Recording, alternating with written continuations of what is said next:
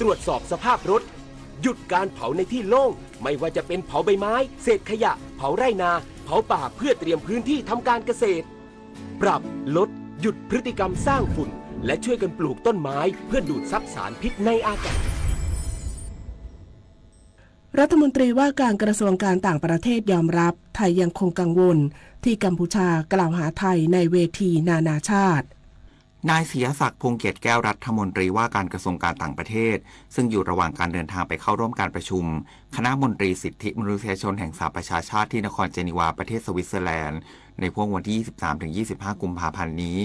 กล่าวถึงสถานการณ์ไทยกัมพูชาในปัจจุบันว่าการที่ผู้บริหารระดับสูงของกัมพูชายังคงพยายามพูดในเวทีการประชุมนานาชาติต่างๆในลักษณะที่ไม่เป็นประโยชน์ต่อความสัมพันธ์ระหว่างสองประเทศเช่นการกล่าวหาว่าไทยยึดดินแดนเป็นสิ่งที่ไทยติดตามด้วยความไม่สบายใจพร้อมย้ำว่าแม้ไทยไม่ต้องการตอบโต้กันไปมาแต่ก็มีความจำเป็นที่ต้องชี้แจงข้อเท็จจริงและหากกัมพูชายังคงใช้วิธีการเช่นนี้ย่อมลำบากต่อการที่ความสัมพันธ์จะเดินหน้าต่อไปนอกจากนี้กรณีที่มีการปล่อยข่าวจากฝ่ายกัมพูชาว่าไทยเผาป่าบริเวณชายแดนเพื่อไล่ที่ประชาชนกัมพูชานั้นนายเสียศักดิ์ย้ำว่า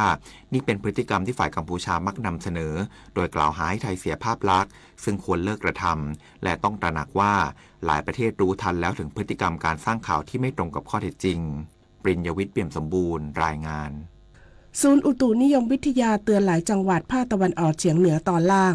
ระวังอันตรายจากพายุฝนฟ้าคะนองและฝนตกหนักนายสุรพงษ์สารปะผู้อำนวยการกองพยากรณ์อากาศรักษาราชการแทนผู้อำนวยการศูนย์อุตุนิยมวิทยาภาคตะวันออกเฉียงเหนือตอนล่างเปิดเผยว่าวันนี้ภาคตะวันออกเฉียงเหนือตอนล่างมีอากาศร้อนในตอนกลางวันโดยมีฝนฟ้าคะนอง30-40%ของพื้นที่กับมีลมกระโชกแรงลูกเห็บตกและฝนตกหนักบางแห่งส่วนมากบริเวณจังหวัดนครราชสีมา101และบุรีรัมย์อุณหภูมิต่ำสุด 21-23 องศาเซลเซียสอุณหภูมิสูงสุด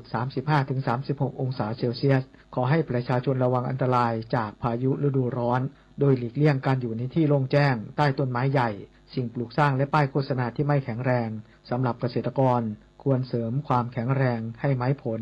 และเตรียมป้องกันความเสียหายที่อาจเกิดขึ้นกับผลผลิตทางการเกษตรและสัตว์เลี้ยงรวมทั้งดูแลรักษาสุขภาพเนื่องจากสภาพอากาศที่ร้อนไว้ด้วยกรกฎภูมิสวทอุบลราชธานีรายงานเกิดเหตุคนร้ายไม่ทราบจำนวนใช้อาวุธปืนกราดยิงรถบรรทุกพ่วงบรรทุกไม้ยางพาราบริเวณสี่แยกบ้านแหลอำเภอธารโตจังหวัดยะลาส่งผลให้รถได้รับความเสียหายหลายจุดแต่ไม่มีผู้ได้รับบาดเจ็บเมื่อวันที่ 23 กุมภาพันธ์ 2569 เวลา 20:40 นาทีร้อยตำรวจตรีชารีฟสาแมรองสารวัตรสภ.ธารโตได้รับแจ้งจากชาวบ้านว่าเกิดเหตุยิงรถบรรทุกพ่วงบริเวณถนนสาย 410 ยะลาเบตงหมู่ที่ 4 ตำบลบ้านแหลอำเภอธารโตจังหวัดยะลาใกล้สี่แยกบ้านแหลหลังได้รับแจ้งจึงรายงานให้ผู้บังคับบัญชาทราบต่อมาเจ้าหน้าที่ตำรวจและหน่วยกำลังในพื้นที่เข้าตรวจสอบที่เกิดเหตุพบรถบรรทุกพ่วงบรรทุกไม้ยางพาราเต็มคันจอดอยู่ริมถนนสภาพถูกยิงได้รับความเสียหายบริเวณด้านซ้ายของตัวรถจากการสอบถามผู้เสียหายทราบชื่อคือนายอัสรีดาราวีคนขับรถบรรทุกพ่วงให้การว่าขณะขับรถบรรทุกไม้ยางพาราเพื่อไปส่งโรงไฟฟ้าในพื้นที่อำเภอเบตงเมื่อผ่านสี่แยกบ้านแหล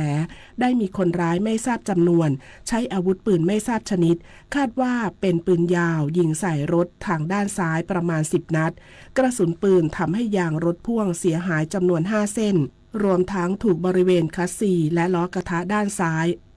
รถได้รับความเสียหายอย่างหนักเบื้องต้นไม่มีผู้ได้รับบาดเจ็บและอยู่ระหว่างเร่งสืบสวนติดตามตัวผู้ก่อเหตุมาดำเนินคดีพร้อมเพิ่มมาตรการรักษาความปลอดภัยบนเส้นทางสายดังกล่าวเพื่อสร้างความมั่นใจให้กับประชาชนและผู้ประกอบการขนส่งในพื้นที่ต่อไปจบข่าวอรัญญาชมชื่นอ่านรับฟังข่าวครั้งต่อไปเวลา 11 นาฬิกาค่ะติดตามข่าวที่นำเสนอไปแล้วได้ที่ www.thainews.prd.go.th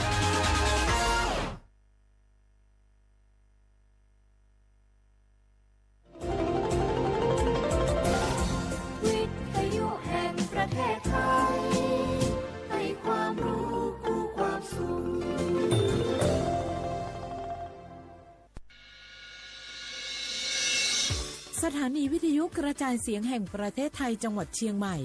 AM 1476 กิโลเฮิรตซ์สถานีวิทยุภาคภาษาชาติพันธุ์แห่งเดียวในประเทศไทยที่มีความทันสมัยเชื่อถือได้สร้างอัตลักษณ์กลุ่มชาติพันธุ์สู่สากล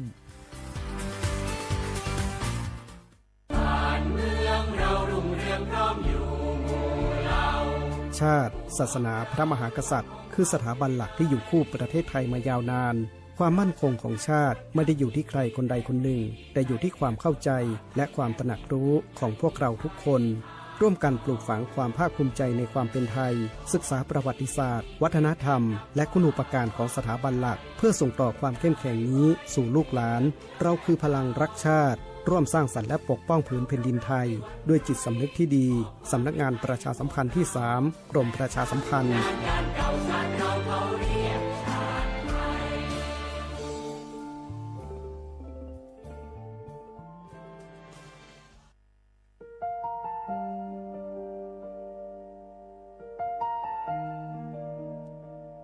ขอน้อมเกล้าถวายอาลัยสมเด็จพระพันปีหลวงพระแม่แห่งแผ่นดินผู้ทรงเมตตาเหนือเกล้าขอพระองค์เสด็จสู่สวรรคาลัยข้าพระพุทธเจ้าข้าราชการและเจ้าหน้าที่สถานีวิทยุกระจายเสียงแห่งประเทศไทยจังหวัดเชียงใหม่กรมประชาสัมพันธ์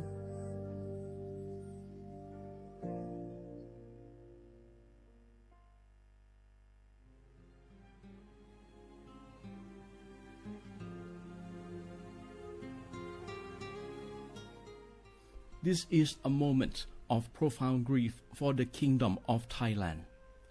We, the collective voices of Radio Thailand Chiang Mai, join the Thai nation in mourning the passing of our beloved Queen Martha, Her Majesty Queen Sirikit. Her life was a testament to the unwavering service, grace, and deep love for the Thai people. Our humble condolences and thoughts are with His Majesty the King, the royal family, and all the Thai people during this deeply sorrowful time. We will remember her forever.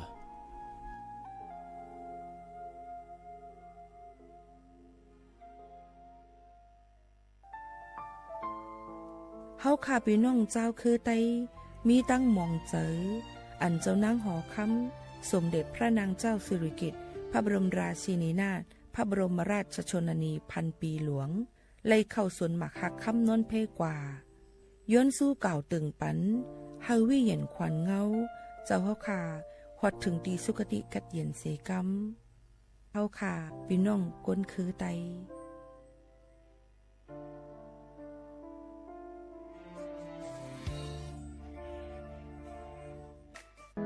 มะเร็งปากมดลูกรักษาได้ถ้าตรวจเจอระยะแรกหญิงไทยอายุ 30-59 ปีวันนี้รีบใช้สิทธิบัตรทองตรวจมะเร็งปากมดลูกได้ไม่เสียค่าใช้จ่ายติดต่อสถานพยาบาลในระบบบัตรทองหรือจองคิวตรวจผ่านแอปเป๋าตังค์เลือกกระเป๋าสุขภาพหรือขอรับชุดเก็บสิ่งส่งตรวจมะเร็งปากมดลูกด้วยตนเองที่ร้านยาและคลินิกการพยาบาลสอบถามเพิ่มเติมสายด่วนสปสช1330ตลอด24ชั่วโมง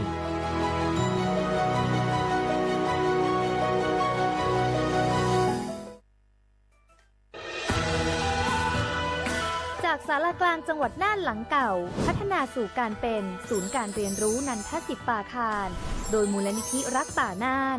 นับเป็นพระมหากรุณาธิคุณที่สมเด็จพระกนิษฐาธิราชเจ้ากรมสมเด็จพระเทพรัตนราชสุดาสยามบรมราชกุมารีได้พระราชทานนามนันทศิษย์ป่าคารอันหมายถึงอาคารแห่งความรู้ทุกแขนงของจังหวัดน่านภายในประกอบด้วยห้องนิทรรศการเฉลิมพระเกียรติรัชกาลที่ 9 แสดงพระราชประวัติและพระราชกรณียกิจของพระผู้ทรงเป็นพลังแห่งแผ่นดินและต้นแบบของความเพียรรถพระที่นั่งอนุสรณ์แห่งการเสด็จเยี่ยมราษฎรในถิ่นทุรกันดารทั่วทุกภูมิภาคของไทยพิพิธภัณฑ์ศาลากลางจังหวัดน่านความทรงจำของอาคารหลังเก่าและการอนุรักษ์สิ่งสำคัญของเมืองน่านเทคโนโลยีกับมนุษย์จุดประกายความคิดสร้างสรรค์สู่การสร้างนวัตกรรมในอนาคตน่านซิมูเลชันแนวทางจัดการขยะที่ยั่งยืน พื่อตระหนักถึงผลกระทบต่อสังคมเศรษฐกิจและสิ่งแวดล้อมห้องสมบัติน่านย้อนรอยสู่อดีตและความรุ่งเรืองของนครน่านผ่านเงินตราเครื่องเงินและผ้าทองเปิดให้เข้าชมฟรีไม่มีค่าใช้จ่ายตั้งแต่เวลา 9 นาฬิกาถึง 17 นาฬิกาหยุดทุกวันจันทร์และวันนักขัตฤกษ์มาร่วมอนุรักษ์สืบสานสร้างสรรค์ศิลปะวัฒนธรรมและวิทยาศาสตร์ของเมืองน่านคุณค่าที่น่าภาคภูมิใจ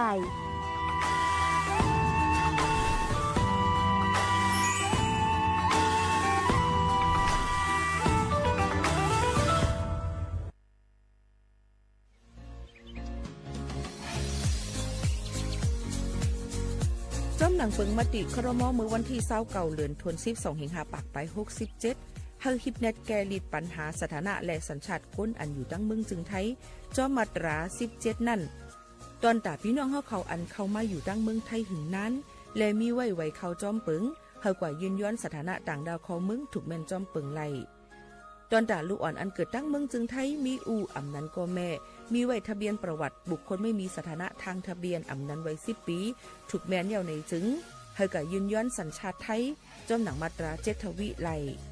พออยู่ตั้งกรุงเทพมหานครกว่ายืนไล่ติสำนักบริหารการทะเบียนกรมการปกครองพออยู่ตั้งต่าง7วันในจึงกว่ายืนไล่จ้อมหนังวัดไว้อันเปิ้นออกปันเฮาคานั่นเข้าย้ำเหตุการณ์จ้อมหนังหลวงปองจึงต่อพอถึงวันที่29เดือน6 25ปากไป69ค่ะ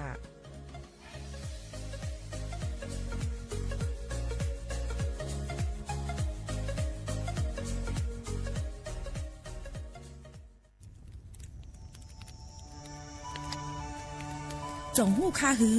ก้อนโมก้อนไฟอันเผาอยู่ตีกลางป่างนั่นอ่ำเลยหายกว่าตั้งเลยมันเตเป็นฝุ่น PM 2.5 สีขึ้นมาเฮ็ดให้ป้ายอยู่ลีเฮาคาขึ้นในคาออลองลดย่อมปัญหาจังไหนในอ่ำหยาบค่ะเงื่องแวอ่ำเผายุกยักเหมือไม่ตนเยือตนเข้ากับในให้ในสวนเฮาเปลี่ยนมากองไว้จ้อมกันเสเฮ็ดเป็นฝุ่นสภาวะอ่ำนั้นแจกแผ่ยุกยักเฮามันปอดถูกแม่นอีกป้าดังโฮมมือกันฟังด้วยไฟไหม้ป่าเถื่อนเฮาขาดฉุกดีเลยผูกต้นไม้น้ำเพิ่มปันปืนตีสีเขียวเฮ็ดเฮาจันล้มเสียนสายตาเฮากูก็เลยตั้งมุงมองเฮาลีเสฐานหน้ากอกับสืบปืนเผาตี3กรมประชาสัมพันธ์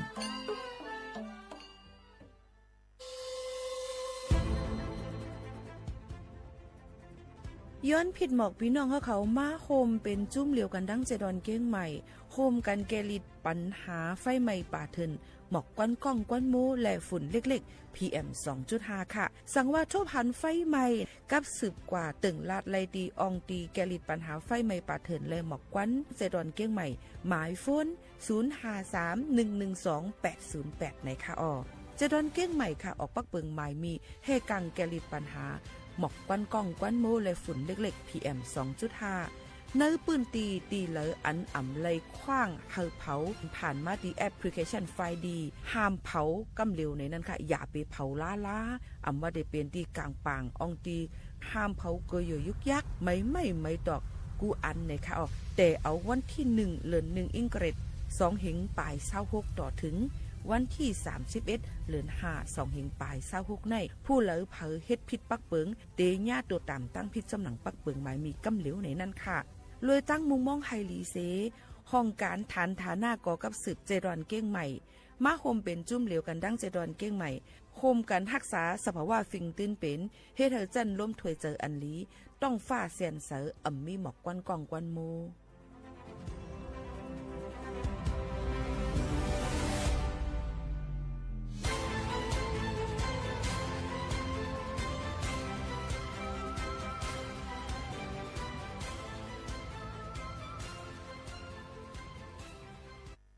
พี่น้องเขาสนใจใครปืนเผาผ่านตั้งห้องปล่อยเสียงสวทเก้งใหม่ปั่นตั้งหูห่มปลาดังมีดังซื้อถ่อมแจ้งแล้งหลีกว่าไก่ในปืนตีเจดอนเก้งใหม่กับสืบมาเลยดีสวทเก้งใหม่หมายโฟน0532760068และ0922468579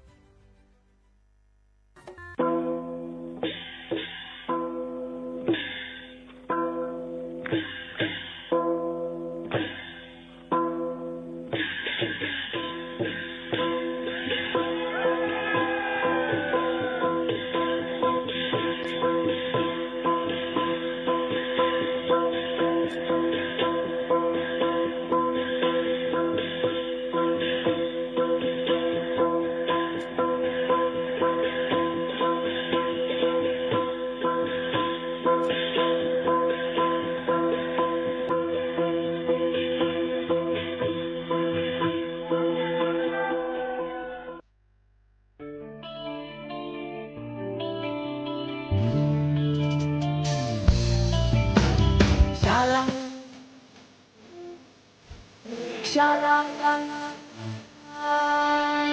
ชาลาลาลาลาลา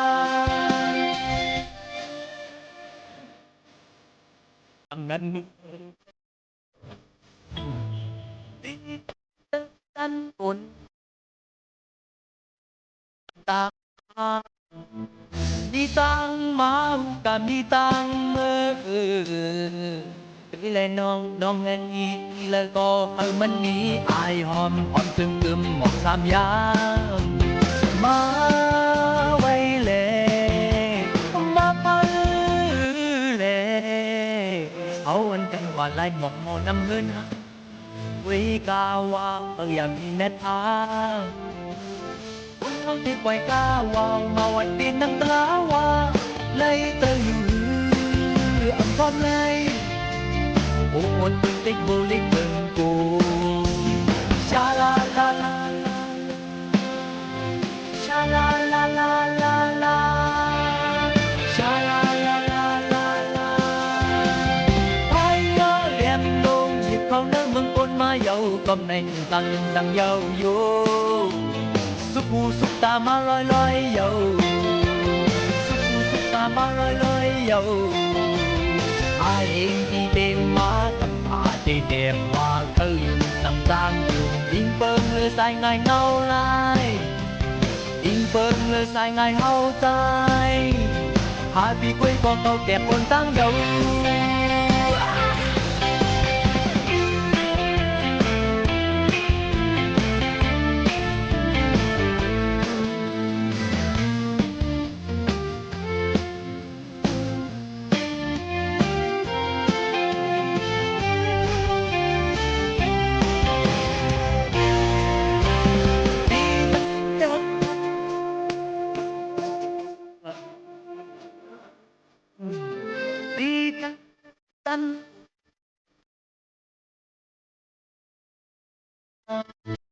đi tăng máu cả mi tăng mơ tuổi lại non nè pi là có hơn mình nghĩ ai hòn từ cơm một sam giá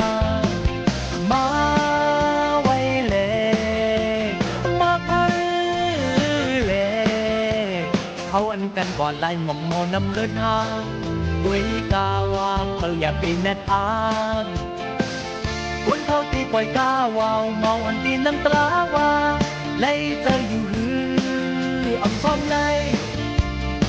ôn cuốn tích vô lịch gần cô cha la la la la cha la la la la la cha la la la la la mai ngó lem lông dịp con nơi mừng con mai dâu cầm này sang nhau vô súc ta ma loi dầu súc ta ma loi dầu ai đi tìm má tầm thì đẹp hoa thư tầm giang yên bơn lơ sai ngày ngâu lai yên bơn lơ sai ngày hậu tai happy quê con câu đẹp con tăng dầu cha la la la la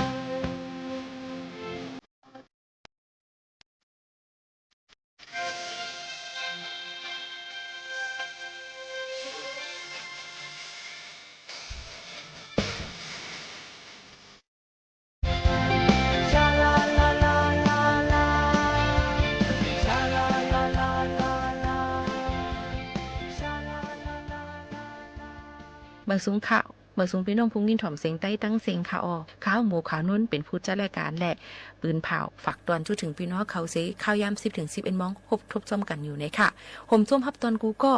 อุบโอตรงตักซ้อมกันในตีหมายฟ้น053-276-007ค่ะอ่อนกันลือลือใจและดอนดับปืนหูตั้งหันและข่าวเงาขึ้นตั้นตีอ่ำปอตันมีเดมี่เปี่ยวกับได้ลองเพ่งความและลองปองความหวานหูถูกใจเสริมเสน่ห์ฝากตอนจุดถึงพี่น้องเขาอยู่แค่ดอคว้างปั่นกันเย็นนำเสกัมค่ะ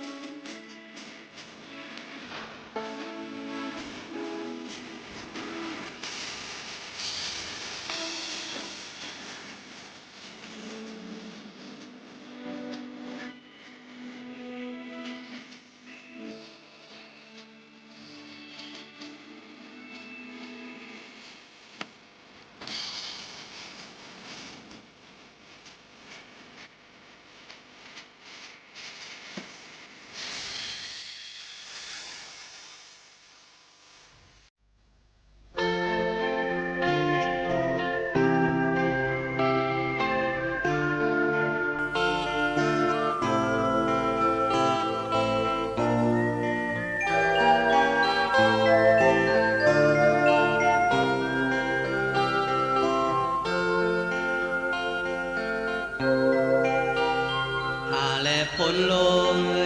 ล้มแรงลงโทเป่าเสอมักลูกเห็บลงมาพัดแม่นอยู่ก่อขิงมือเพอเขียวปิวยามนกเขาคอนสันติกวายปอกขึ้นมาจูอยู่ห่มหางเขา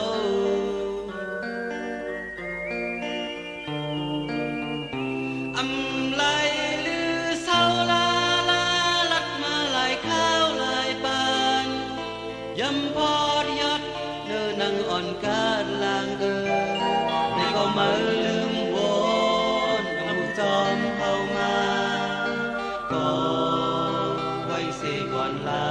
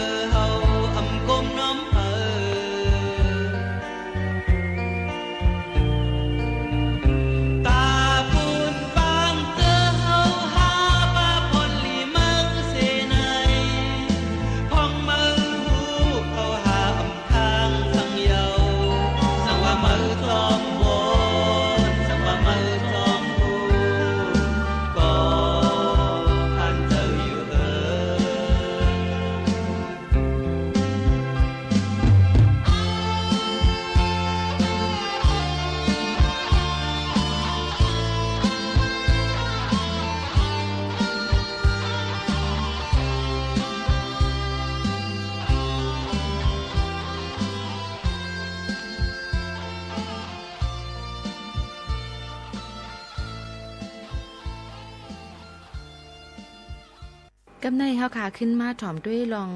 ปืนหูตังหันอิดออดเอาฝากตวนจู้ถึงพ่อแม่พี่น้องเฮาเขาค่ะเป็นพ่อนลีน้ำพึ่งในจ่องมันโคมค่ะเปิ้นว่าหวานเป็นล้มโคมเป็นยาดิเดมันน้ำพึ่งในมันโคมเสียตาก็ไอ้กาพ่อนดีมันก็ซัมมีไว้อยู่ค่ะพ่อแม่พี่น้องเขาค่ะน้ำพึ่งในกูก้นก็ได้ฮู้จักมักจือกันเดี๋ยวก็น้ำพึ่งเลินฮาวน้ำพึ่งอีหังเปิ้นห้องน้ำพึ่งอันเจ็ดจางมันนั่นขนาดเจอน้ำพึ่งดังเมืองจึงไทยนั้นกำนำมันบ่เจ็ดจางค่ะนะก็เพราะว่าปีพ่อแม่พี่น้องเขาไล่มาในแก่ฝากตวนมายินชมเตค่ะมื้อหนังปีไอหมู่เขานุ่นอยู่ดังเมืองนายค่ะผักมาเมื่อเลยเมื่อแอวเลยดังถึงเมืองนายสิก็ผมจังตวนทางสู้เอาน้ำพึ่งเถินเมื่อแหล่ในค่ะยินชมที่ได้ว่าไล่มาจากเพลงแห่งกันเป็นยาลีลงอันนึงค่ะเฮ็ดอะไรเป็นยาลีล่ะในพ่อนนี้มันมีค่ะนะน้ำพึ่งในมีหลายรองหลายอันค่ะมันติเจียมหวานเสอำกายังติเฮ็ดให้มีพ่อนดีค่ะก็เปิ้ว่าน้ำผึ้งในมันติมีเกลือหวานเด็กโทสและฟรุกโตสนะคะจึงจะมีพ่อนลีดอนแต่เป็นยาอันสูงมีวิตามิน B1 มีวิตามิน B2 วิตามิน E วิตามิน K วิตามิน C นะคะจอมหนังสภาวะแวดล้อมมันเสมีกรดอะมิโนนะคะมีไขมันมีเกลือแร่มีสังกะสีมีท้องแหลงนะคะเอากว่าอยู่กันจอมกันให้เป็นยาหลายๆอันหลายรองในน้ำผึ้งนั่นแหละค่ะตอนด่าก้นเขเขาหมอยาเขเขาไว้ว่าน้ำผึ้งในตีเฮ็ดเธอกว่ารูรวมด้วยถึงห้องเขาเฮาค่ะเฮ็ดเธอม่ามเฮาค่ะในอันมีทัดกว้างในออกกว่า8ยดยาตั้งเป็นหลายรองหลายอันค่ะเห็นเด้อนั่นก็ยดยาเลยลังเป็นแก้ไอเจ็บเนื้อเจ็บตัวคอแห้งเจ้าไหนค่ะก็ติยดยาเลยเหมือนกันค่ะเนื้อเมืองอเมริกันเขาและแคนาดาเขาซ้ำปันก้นกินข้าวมุ้นเนี่ยข้าวมุ้นตาใส่น้ำผึ้งเนี่ยค่ะนะเนี่ยก็เอาปันกินในกูวันในแต่ที่ลดย่อมปันคอเลสเตอรอลเนี่ยค่ะเหตุกังเลยลองตั้งเป็นหมักโฮเจอร์เลยเหตุกังเลยตั้งเป็นโฮเจอร์เตียนอ่ำแมนล็อกไล่มันหัวใจเตียนพิษปกติอันว่านั่นเขานะอันนั้นนะค่ะในก็มาเป็นค่ะก็ด่าต้องตั้งหมอยาวตั้งเมืองไทยเขาซ้ำตีเฮ็ดเธอกว่าน้ำผึ้งในที่จะกันหลุดเอายาอันกว่าเฮ็ดเธอไตเฮาคานั้นรู้แล้วนั่นขนาดนะเยาก็ยังติเฮ็ดให้เลือดกว่าหาเล็งไหลกูตีกูตั้งเลือดมันไหลกว่ากูตีกูตั้งในตัวก้นลักษณะก้นเฮาคาไหลค่ะตอนด่าก้นซ้ายเนี่ยก็ตอนด่าก้นซ้ายอันมีลองเครื่องอังกาป้อเป็นแข็งแห้งนั่นไหนก็เพราะว่ากินน้ำผึ้งกว่า1วัน2จอไหนก็หรือนั่นก็มื้อเฮาขาดที่นอนกวนว่านั่นมันก็ติมีพ่นนี้นำตื้อขึ้นมาแทงว่าจังหนังไหนค่ะนี่ก็เป็นพ่อนนี้น้ำผึ้งอันเจ็ดจางมันค่ะนะป้อค่ะกินน้ำผึ้งเฮเสร็จแล้วน้ำอุ่นเมื่อเขาค่ะได้กินข้าวนั่นหมอก1ถึงกึ่งโจมองอ่อนตั้งกินข้าวนั่นติเฮ็ดเธอห้องข้าวขานั่นหลีดีกว่าเฮ็ดเธอดูรวมด้วยถึงห้องข้าวขานั่นเต็มเจ็บเต็มเป็นห้องเขาเจ็บจังหนังไหนค่ะสังว่าเขาค่ะกินจอมน้ำกัดในติเฮ็ดเธอห้องข้าวขานั่นเอากรดออกมาไหนค่ะเดี๋ยวก็เฮ็ดเธอลองมีบโตในลำไส้เฮาค่ะนั่นเดลีค่ะนะเต็มเฮ็ดให้ต้องเจ็บต้องปุ๊บต้องป้องค่ะทุกเลยกินน้ำผึ้งไหว้กินข้าวกำเหลวค่ะก็เพื่อเฮ็ดให้เกลือหวานในเลือดได้มันติเพิ่มตื้อขึ้นมาไว้หรือสีเก่าค่ะนะก่อนนั้นเพราะว่าไหว้สิเฮาค่ะกินข้าวกว่าหมอก 2-3 ชั่วโมงเหี่ยว2ไก่กินเลยค่ะสาวๆก็เลยนั้นเมาๆก็เลยอันเฮ็ดให้นอนหลับหยาบนั่นสังว่ากินน้ำผึ้งใส่แล้วน้ำหลายๆน้ำเซนเสือนั่นค่ะนะมื้อเฮาค่ะตินอน1ก๊อกเนี่ยก็ติเฮ็ดเดี๋ยวค่ะนอนหลับไหลลีเนี่ยค่ะนี่ก็เป็นพ่อนหลีน้ำผึ้งเอามาฝากตวนจุถึงพ่อแม่พี่น้องเขากูก็กูก้นทั้งหมดทั้งสิ่งค่ะ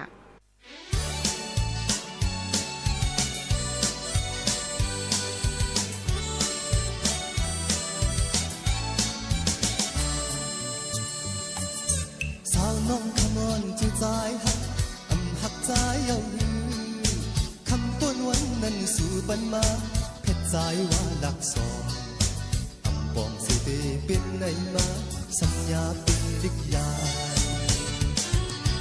สาวน้องขมอนจูใจปีเฮ็ดเลยต่อปีน้องต่างนั้นเลี่ยมปันมาสัญญาน้องไม่ใจขันใจเลยสาวน้องคำปีสายเป็นนิทานอย่าจำในเยาผู้หญิงใจนุ่มยุ่มเอาข้อความเปิ้นเหมือนห่างแต่หักใจอยู่เป็นเยามือยามเลี้ยวคิดใจกับฉันนาเจ็บใจกับฉันนาขย้อนทำปีไหมขย้อนทำมันกว้างมือวันนั้นนอ ความเปิ้นขยาเอาจอมเป็นความเปิ้นไข่ขายไหวหน้าสู่ตัวขึ้นแลมือสู่พัดเท่านั้น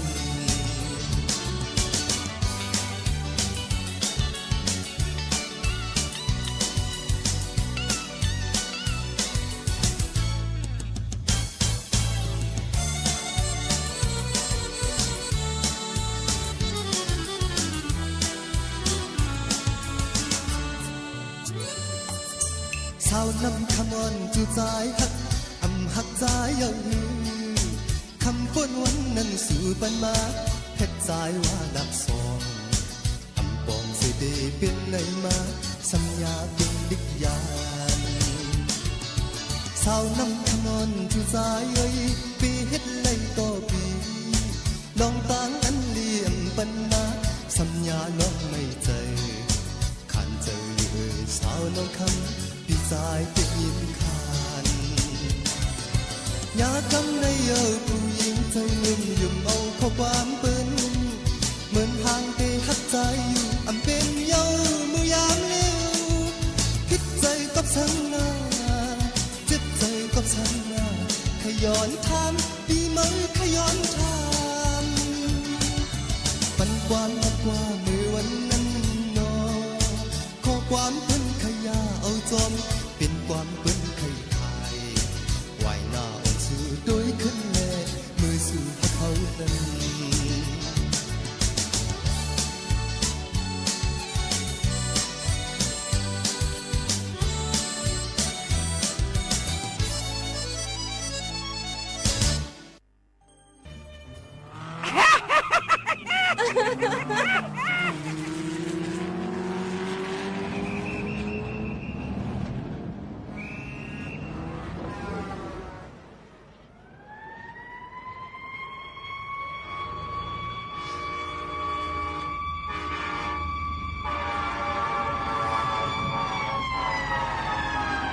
ผู้คอก้าอันว่าในได้โทรหันก้นดังนำดังหลายอันออกข้าวดังอยู่กวนวันนั้นค่ะกวนเฮาไหนเมืองเลี้ยงตอกบ่คำซ้ำหลวยเฮ็ดสร้างตรงหนึ่งตาหากินเลี้ยงต้องตาเลี้ยงหลูนาเฮินตาเย่ไหนมีปุ่นพรไว้นำไว้นังเขาค่ะมังก็เหตุการณ์ลีเสเลี้ยงอาสาเขาค่ะผู้ลำมากล้อผ้าเขาซ้ำหันลีตาสุนโดภายเหลียวเสเหตุการณ์มีวนมีกรรมมีอเปียดก็มีลุงเสียงเฮาไหนก็หอกินกามาเนื้อข้าวดังสิปีบายในขายาวเมื่อไหนอำทางเสไลมาทบันนางมอนเมืองเฮาอันเป็นผู้แดมเล็กก้อนหนึ่งขาไลอุบกันเหนือเสียนดังหลวงไฮเวย์นั่นอยู่ขายาว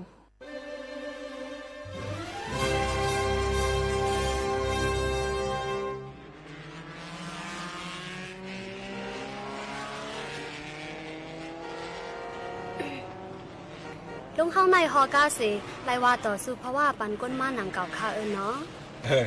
คำหยับจังเป็นกันพัดหันจังขึ้นเยอะในหน้าร้านก็ว่าเฮ็ดเยียบจังเลยกินเจ็บเมื่อว่าตุ้ยหังลุงเข้าลัดคอความในเหมือนยำลิบเห็นหุ่นน้ำแก่คำเนาะอันดังนั้นก็ลุงยำเป็นหมอสอนมาหนังเก่าอ๋อเมทาเฮายำสอนเฮามาว่าอำหูให้หมอทำอำงามให้หมอเต็มในว่ามีตาให้หมอรู้มีหูให้หมอตุ้งมีทุ่งให้หมอเอาในว่าป้อไหนคะใครทำตีลุงเฮาหนึ่งอันคะนะลุงเฮาหันถึงเนื้อก้นหนมปันใหม่เขาย่ำเร็วหนังเฮอค่ะเนาะนั่นแน่นักเจอลุงนักเจอจอมเขาเตะอย่าไปตุ้ยสังละตุ้ยเอายาเมากำแหละการต่อรองในกุ้ยล่ะนะอาลูเว้กับปันใหม่มือเลี้ยวนะอารมณ์ตั้งโจก้อนน้ำในใจขยาวก้นหนุ่มใจหนุ่มเจอไปมีตั้งผู้ทัดช่างอันเลียนจ้านั่นเตะเปียดลายกว่ากำน้ำหลานวะเพราะวันนั้นเมื่อปันลุงเฮาเขานั่นอันป้อซูมีก้นเปียดไหลในค่ะฮ่าใจหนังเขาก้นหลีเลียก้นจ้าอันวันนั้นตื้นมีอยู่กูปันเลยกุ้ยหนาโปเตลัดซีเตมือปันเฮาเขานั่นก้นในอ่ำป้อเลื่องนะค่ะปอเมก็สั่งสอนแคบครูสอนในห้องเฮียนเฮาเขาในก็หมอสั่งหมอสอนจับเฮาในก็กูฮักก็ฮักนับก็นับยำครูสอนเฮาเขาจะใจค่ะตั้งลูกเฮียนปันมือเลี้ยวเสียเหมือนกันเนาะใจได้ค่ะ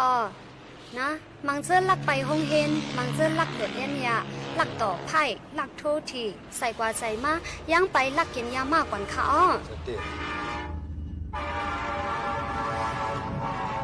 นี่ ขึ้นเดลันเลยนะ อ๋อค่ะปันคุณหอค่ำมือก่อนนั่นป้อลูกล้างให้ไหนเขาปันตามป้อเมไว้วันนั้นค่ะแน่ก็อโมดด้วยลูกอ่อนเนี่ยวะอ๋อ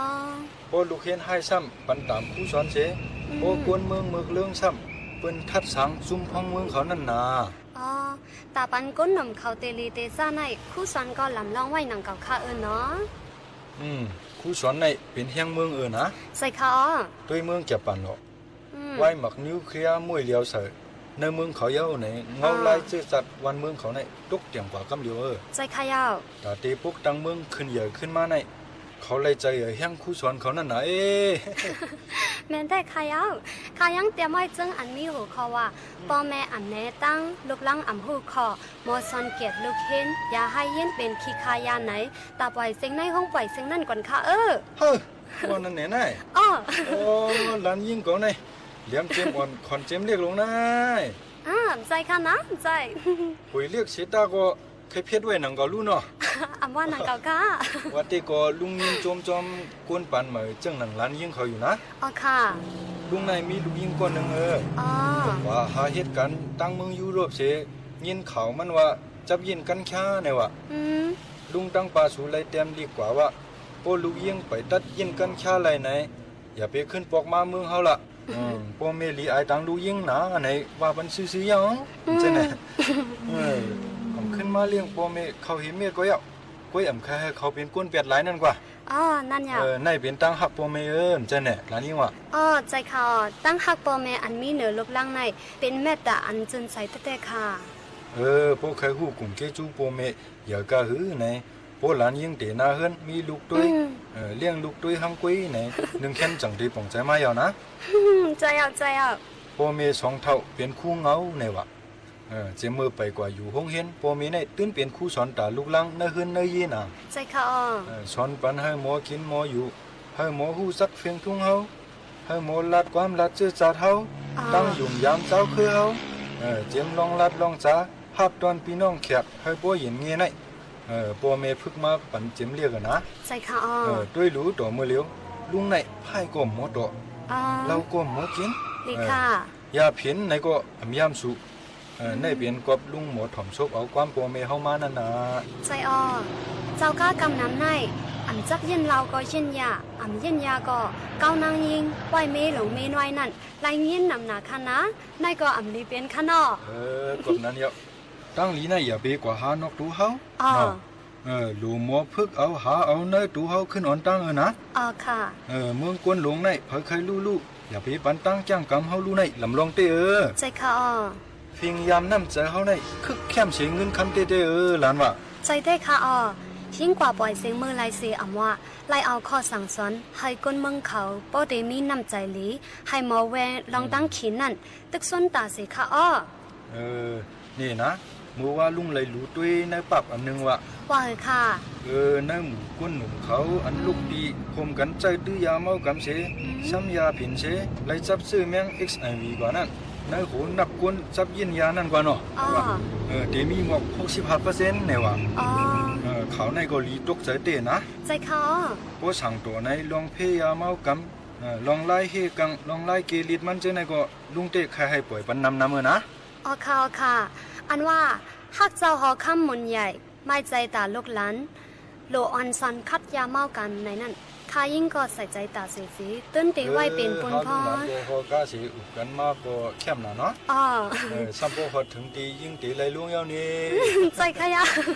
ก็สั่งตัวห้าลุงหลานจังไกวยากกันขึ้นกันเนาะยินสมแต่ค่ะอันไรมาญาลุงเฮาเสไล่อบกลมกันลองอันมีพรหลีตั้งน้ำในยินสมแต่ค่ะไม่สมค่ะเจอลุงเฮาวาคือคันไหนสั่นบอลลืมถามยาวคันไหนลุงใจเสียงอันอยู่ใช่เลี้ยงในก้นขายเตียงเขาเนื้อกัดก็หูจักโมเดียว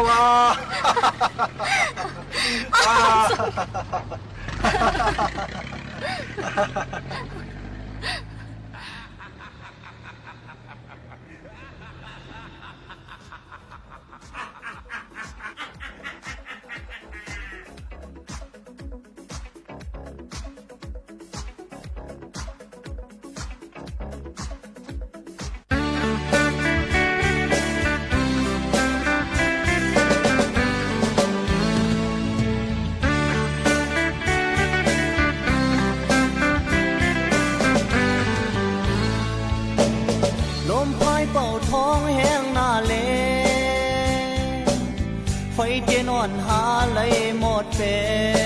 นตั้งให้อ่อนหาดื้อกว่ายาวตั้งบนอ่อนหาตันกว่ายาวโอ้โหลองใครให้ไล่มาย้อนเสอตกน้ำตายาว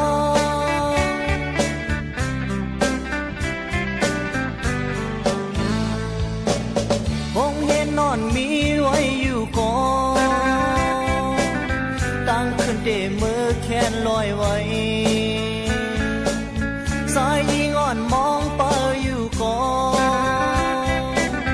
ตั้งขึ้นเดมือแขนน้องไว้โอ้ลองใครให้ไล่มาย้อนเสอตกน้ำตายา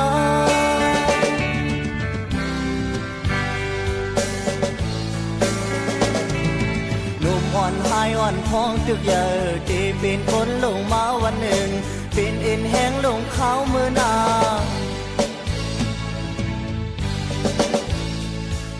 หมอกอ่อนตึกกูหืนหอมหน้ามากอ่อนตึกมากเสมวานาเฮอเดมาหลอมลุ่มลาเขามองมากอ่อนตึงหนุ่มเงาหักตอนมันแงงสายงอ่อนนอนวันอยู่ก่อนคนก็เดมาโปคือมีคงเห็นนอนยอกโหอยู่ก่อน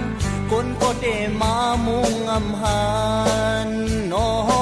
ลองใครให้ไล่มาย้อนเสอตกน้ำตายา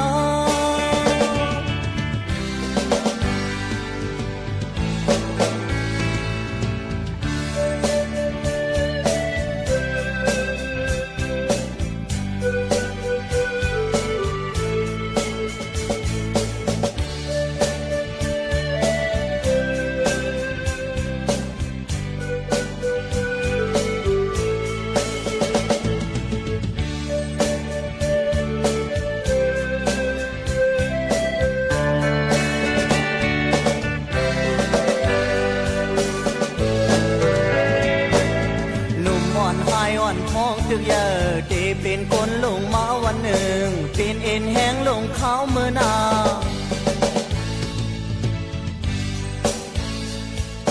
หมอกอ่อนตึกคู่หืนหอมหน้ามากอ่อนตึกมากของวานาเฮอเดมาหลอมลุ่มลาเขามองมากอ่อนตึงหนุ่มเงาหักต้นมันแงงสายยิงอ่อนนอนวันอยู่ก่อนคนก็เดมาโปคือมีคงเห็นนอนยอกโหอยู่ก่อนคนก็เดมามุงอำหันอ๋อลองใครให้ไล่มาย้อนเสอตกน้ำตายา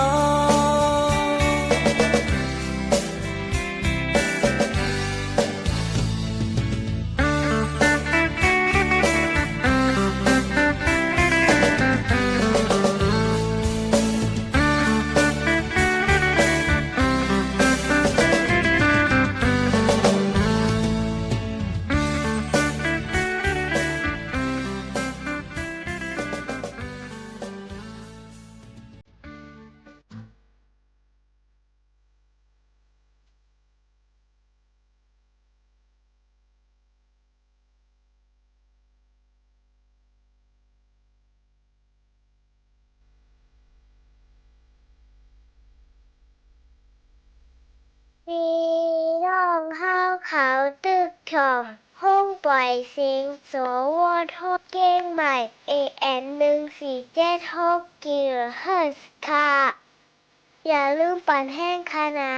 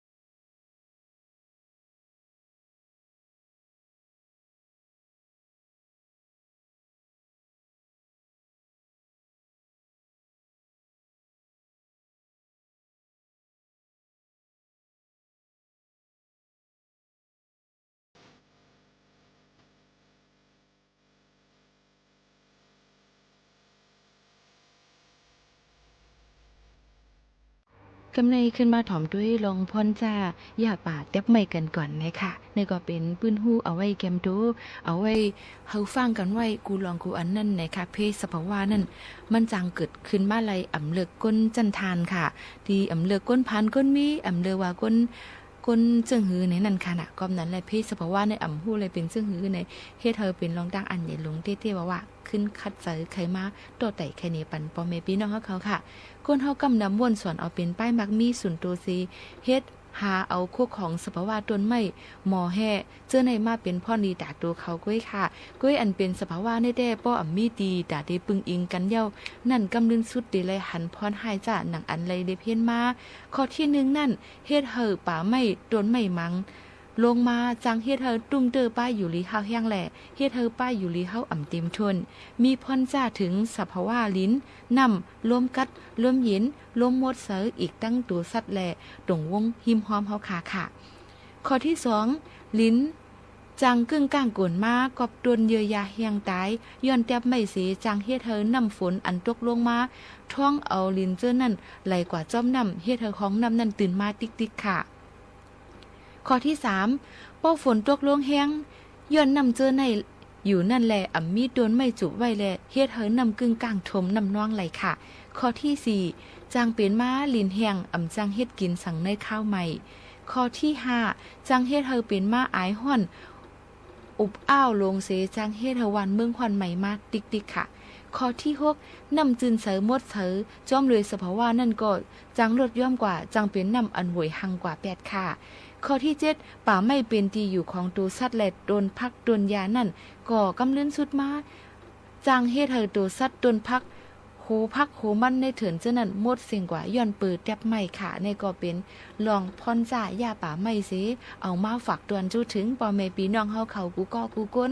เฮาคาแทบพันกว่า1ตวนหนูเลยผูกตังเตี้ยนขึ้น10ตน20ตนก่อนหนังกามันดีใหญ่ขึ้นมาอันนั้นขาปุบนั่นซ้ำจ่องมันซ้ำตีจับกูโดนหือในนั่นเฮาฝากฟังไว้ในอกหมักหัวใจพ่อแม่พี่น้องเขากูก็กูก้นแหละเฮาอ่อนกันรักษาแป้งซิมสภาวะฟิงตื่นเป็นกันกูก็กูก้นตั้งหมดตั้งเสียงเสกำค่ะ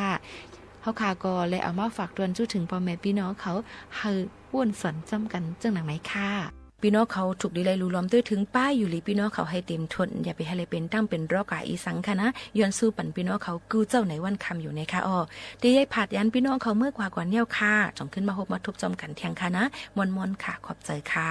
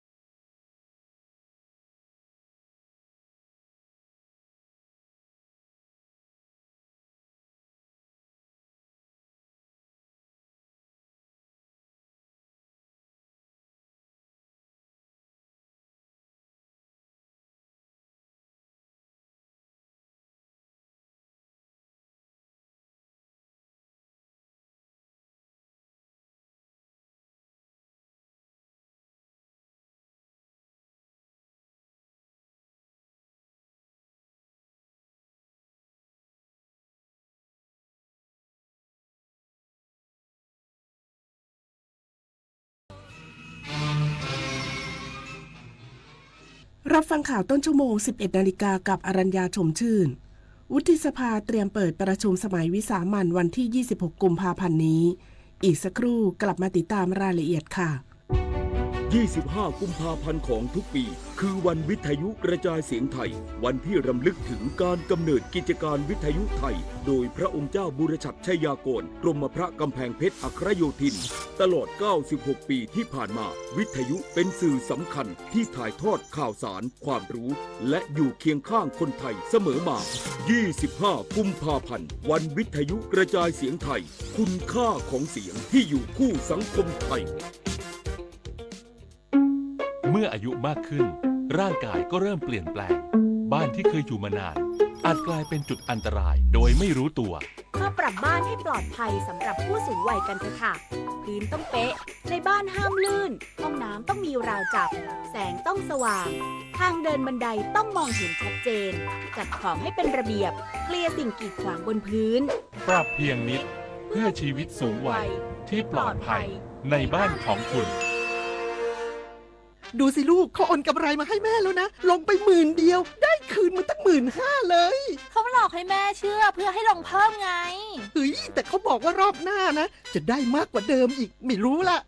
กลโกงเดิมๆแต่เหยื่อหน้าใหม่เกิดขึ้นทุกวันผู้สูงอายุสูญเงินเก็บทั้งชีวิตเพราะถูกมิจฉาชีพหลอกให้ลงทุนผ่านแอปหรือกลุ่มไลน์ช่วงแรกจ่ายจริงเพื่อให้เชื่อใจก่อนปิดเว็บหนีหายอย่าให้ความหวังกลายเป็นกับดักรู้เท่าทันสื่อรู้เท่าทันกลโกงแสนอาลัยสมเด็จพระพันปีหลวงไทยทั้งปวงหมองหม่นกลร่ำให้พระผู้เสด็จสู่ฟ้าสวรรคาลัยแนบดวงใจตามพระบาททุกชาติภพปวงประชาน้อมสำนึกในพระมหากรุณาธิคุณเป็นล้นพ้นอันหาที่สุดมิได้ข้าพระพุทธเจ้าคณะผู้บริหารข้าราชการและเจ้าหน้าที่สถานีวิทยุกระจายเสียงแห่งประเทศไทยกรมประชาสัมพันธ์วุฒิสภาเตรียมเปิดประชุมสมัยวิสามัญวันที่ 26 กุมภาพันธ์นี้พิจารณาให้ความเห็นชอบกรรมการการเลือกตั้งแทนตำแหน่งที่ว่าง2 ตำแหน่งพร้อมตั้งคณะกรรมาการวิสามัญเพื่อทำหน้าที่ตรวจสอบประวัติผู้ตรวจการแผ่นดินและกรรมการตรวจเงินแผ่นดินนายมงคลสุรสัจจะประธานวุฒิสภามีคำสั่งนัดประชุมสมัยวิสามัญครั้งที่ 1ในวันที่ 26 กุมภาพันธ์นี้เวลา 9:30 น.โดยมีวาระรับทราบพระบรมราชโองการประกาศเรียกประชุมสมัยวิสามัญแห่งรัฐสภาพุทธศักราช 2569 วาระรับทราบพระบรมราชโองการประกาศแต่งตั้งกรรมการป้องกันและปราบปรามการทุจริตแห่งชาติรวมถึงวาระเรื่องด่วนพิจารณาตั้งคณะกรรมาการสามัญเพื่อทำหน้าที่ตรวจสอบประวัติความประพฤติและพฤติกรรมทางจริยธรรมของนายยุทธนาสายโยชนะกรบุคคลผู้ได้รับการเสนอชื่อให้ดำรงตำแหน่งกรรมการตรวจเงินแผ่นดินและนายสุจินต์ชัยชุมศักดิ์ผู้ได้รับการเสนอชื่อให้ดำรงตำแหน่งผู้ตรวจการแผ่นดินและพิจารณาให้ความเห็นชอบบุคคลผู้ได้รับการเสนอชื่อให้ดำรงตำแหน่งกรรมการการเลือกตั้งหรือกกต.แทนตำแหน่งที่ว่างจำนวน2 ตำแหน่งได้แก่นายจิรุตวิสารจิตและนายมณฑลสุขประเสริฐโดยจะมีการลงมติว่าจะให้ความเห็นชอบหรือไม่ให้ความเห็นชอบทั้งนี้ภายหลังเสร็จสิ้นการพิจารณาวาระต่างๆแล้วจะมีการรับทราบพระราชกฤษฎีกาปิดประชุมสมัยวิสามัญแห่งรัฐสภาพุทธศักราช 2569 วาสนาตระเกตรายงานกระทรวงการต่างประเทศเชื่อมั่นยูเนสโกจะขึ้นทะเบียนชุดไทยเป็นมรดกโลกทางวัฒนธรรมปีนี้ซึ่งจะพิสูจน์และยืนยันถึงความเป็นมาของชุดไทยที่สะท้อนเอกลักษณ์ของชาติที่ชัดเจนนายเสียศักดิ์พงษ์เกตแก้วรัฐมนตรีว่าการกระทรวงการต่างประเทศซึ่งเดินทางเยือนกรุงปารีสประเทศฝรั่งเศสก่อนเข้าร่วมการประชุมคณะมนตรีสิทธิมนุษยชนแห่งสหประชาชาติหรือ HRC ที่นครเจนีวาประเทศสวิตเซอร์แลนด์เปิดเผยว่าได้หารือกับนายคาเลดอาเมดเอลเอนานีอาลีเอสผู้อำนวยการใหญ่องค์การการศึกษาวิทยาศาสตร์และวัฒนธรรมแห่งสหประชาชาติหรือยูเนสโกในประเด็นที่ไทยเสนอให้ขึ้นทะเบียนชุดไทยเป็นรายการตัวแทนมรดกวัฒนธรรมที่จับต้องไม่ได้ของมนุษยชาติต่อยูเนสโกในปีนี้ว่ามีความเป็นไปได้สูงที่ยูเนสโกจะขึ้นทะเบียนชุดไทยที่สะท้อนเอกลักษณ์ประจำชาติไทยอย่างแท้จริง ซึ่งจะเป็นการยืนยันและพิสูจน์ความเป็นมาของชุดไทยพร้อมกล่าวเสริมว่า